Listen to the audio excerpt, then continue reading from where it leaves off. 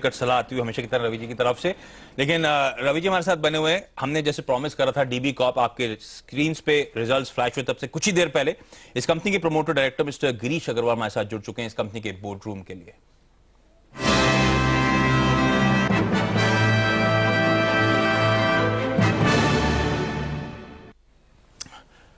गिरीश जी बहुत बहुत धन्यवाद सीएनबीसी आवाज के लिए आज वक्त निकालने के लिए। सबसे पहले आप सबको रन थ्रू करा दूं इस कंपनी के नंबर्स। रेवेन्यूज में हम एक्सपेक्ट कर रहे थे 7% का इजाफा होगा, ऑलमोस्ट करीब 500 करोड़ रुपए के आसपास आएंगे। एक्चुअली 485 करोड़ रुपए रेवेन्यूज आए हैं। मुनाफे का नंबर भी हमारी उम्मीद से कुछ ज्यादा ही कमजोर है, 82-83 करोड़ रुपीस के आसपास अमूमन स्ट्रीट में एक्सपेक्टेशंस थी। 64 करोड़ रुपए के आसपास का रेवेन्यू इस कंपनी ने क्लॉक करा है। Girish ji on the face of it the numbers हम वैसे एक्सपेक्ट कर रहे थे कि डीबी कॉप से थोड़े से सबड्यूड नंबर्स इस क्वार्टर में आएंगे, लेकिन ये नंबर्स में कुछ ज्यादा ही हेडविंड्स नजर आ रही हैं। कोई स्पेसिफिक वजह? देखिए, जैसा आपको पता है हमारे व्यापार में 75% रेवेन्यू जो है एडवर्टाइजिंग से आती है। एडवर्टाइजिंग होती है ऑटोमोबाइल कंपनीज की, एफएमसीजी की, लाइफस्टाइल की, रियल एस्टेट की। अब उन सब के नंबर ऑलमोस्ट फ्लैट हैं, उनका माल नहीं बिक रहा है, तो जाहिर बात है वो एडवर्टाइजिंग कम कर रहे हैं, उस वजह से थोड़ा सा इम्पैक्ट हम पे भी आ गया है। फिर भी अगर ओवरऑल देखें तो इस साल में जो अगर हम सालाना आय को देखें तो तकरीबन 7% की हमारी एडवर्टाइजिंग ग्रोथ है और 8% की ओवरऑल ग्रोथ है। अच्छी बात यह है कि जो न्यूज प्रिंट है उसमें हमारे को कंपैरेटिवली डिक्लाइन हुआ है। तो लास्ट ईयर जो न्यूज प्रिंट लगभग 37,000 रुपए टन का था, वो लगभग आज 34,000 रुपए टन में हमने क्लोज किया है। तो उससे जो एक एडवांटेज मिला, हमारी ऑपरेटिंग कॉस्ट थोड़ी सी कंट्रोल में रही है। इसलिए जो इबिडा मार्जिन है वो 28-29% का इबिडा मार्जिन हमने मेंटेन किया है।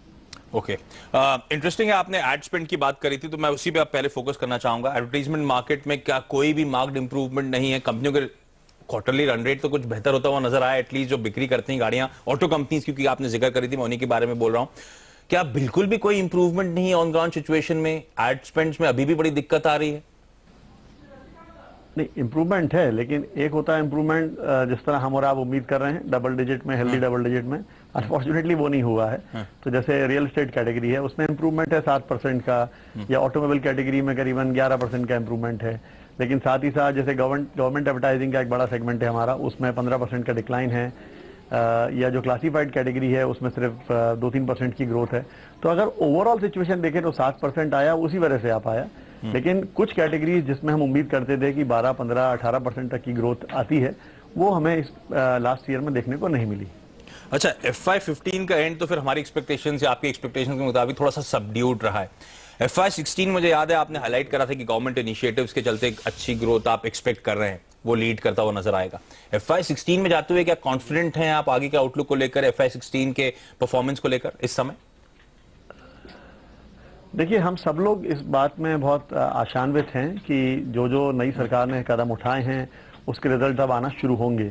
तो यही आप लोग हम आपस में चर्चा भी कर रहे हैं, बातचीत भी कर रहे हैं कि रिजल्ट आना शुरू होंगे। तो उम्मीद की जा रही है कि आगे वाले महीनों में, आगे वाले क्वार्टर में वो रिजल्ट्स आए और ओवरऑल इकोनॉमी में ग्रोथ आए। तो जीडीपी नंबर जो फोरकास्ट किए जा रहे हैं कि हम 7-7.5% तक पहुंचेंगे, अगर ये नंबर 7-7.5% जीडीपी ग्रोथ का आता है तो फिर डबल डिजिट में एडवर्टाइजिंग ग्रोथ में बहुत दिक्कत नहीं आनी चाहिए, बल्कि वी आर एक्सपेक्टिंग ये अच्छे डबल डिजिट में जाना चाहिए।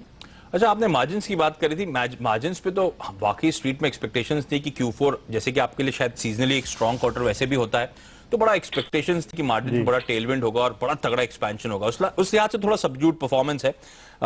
इबिटा ही मेरे ख्याल से 145 करोड़ रुपीस के आसपास की स्ट्रीट एक्सपेक्टेशन से 120 करोड़ रुपए आया। आपने 2 पॉइंट हाईलाइट करे, एक तो एड मार्केट जो है, एड स्पेंड का मार्केट जो उसमें उतनी रोबस्टनेस देखने को मिल रही, तो ऑब्वियसली वो मार्जिन्स पे आएगा। दूसरी तरफ न्यूज प्रिंट के प्राइसेस शायद वो गिरे हैं, उससे आपको मदद मिली है। टेलविंड्स और हेडविंड्स दोनों है मार्जिन्स के केस में। FY16 में फिर मार्जिन परफॉर्मेंस कैसी रह सकती है? यहां से क्या कुछ सिग्निफिकेंट गेन्स आप मार्जिन्स के फ्रंट पे ईक आउट कर सकते हैं, एक्सपेंशन एक्सपेक्ट कर सकते हैं? देखिए, जो हमारे अभी हम एक्सपेंशन की आपने बात कही, तो हम लोग बिहार में ऑलरेडी 2 नए एडिशन अब शुरू कर रहे हैं, एक भागलपुर से और एक मुजफ्फरपुर से। ये एडिशन अगस्त सितंबर में हम लोग लॉन्च कर देंगे, तो उससे बिहार में हमारी स्ट्रेंथ बढ़ेगी। इसके साथ साथ ही जो मध्य प्रदेश है और राजस्थान और गुजरात, इसमें भी हम अपनी प्रसार संख्या और बढ़ा रहे हैं, नए सेंटर्स में भी खोल रहे हैं। तो एक्सपेंशन में तो हम ऑलरेडी जा रहे हैं, वर्किंग कर रहे हैं। तो अग्रवाल साहब, जो नए एडिशंस की आप बात कर रहे हैं उनमें क्या लॉसेस कम हुए हैं इस समय? क्या हालात हैं? कोई प्रॉफिटेबल हो चुका है कोई वेंचर?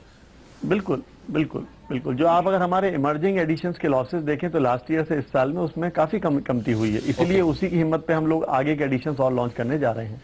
अच्छा, एक लास्ट सवाल, क्योंकि समय की बहुत ज्यादा कमी है सर। रेडियो का वो फेज 3 आने वाला है, ई ऑक्शन की जल्द शुरुआत होने वाली है, आप भी उसमें ऑब्वियसली शुमार करने वाले हैं, जो शॉर्ट लिस्ट देख रहा था मैं उसमें, कितना एग्रेसिव, क्या प्लान्स हैं? और क्योंकि बीच में तो रेडियो कारोबार में कंसोलिडेशन की, M&A की खबरें आ रही थी, आपने भी जरूर सुनी होंगी, क्या लग रहा है सर, आउटलुक कैसा है? जी, हम लोग M&A करने में इंटरेस्टेड नहीं है, हम किसी को खरीदना नहीं चाहते हैं। हम प्रयास करेंगे कि नए जो ऑक्शन आ रहे हैं उन्हीं में बिड करके नए सेंटर्स बनाएं और अपनी कैपेबिलिटी के हिसाब से उसको एक्सपेंड करें। ओके, अग्रवाल साहब, बहुत बहुत धन्यवाद सिंधी सिवास के लिए आज वक्त निकालने के लिए। थे डीवी कॉर्प के प्रमोटर डायरेक्टर, जो कंपनी के रिजल्ट्स और आगे का आउटलुक पे हमसे बातचीत कर रहे थे। एड स्पेंड का मार्केट अभी भी मार्क्ड इंप्रूवमेंट नहीं दिखा रहा है, इसीलिए वो रिजल्ट्स में इतना अच्छा ट्रैक्शन, अच्छा मोमेंटम जो बाजार स्ट्रीट एक्सपेक्ट कर रही थी, वो आपको देखने को नहीं मिला, इसलिए स्टॉक प्रेशर में इस समय कामकाज करता हुआ। लेकिन चलिए यहाँ पे छोटा सा एक ब्रेक ले लेते हैं, ब्रेक के बाद कमोडिटी बाजार पर नजर डालेंगे।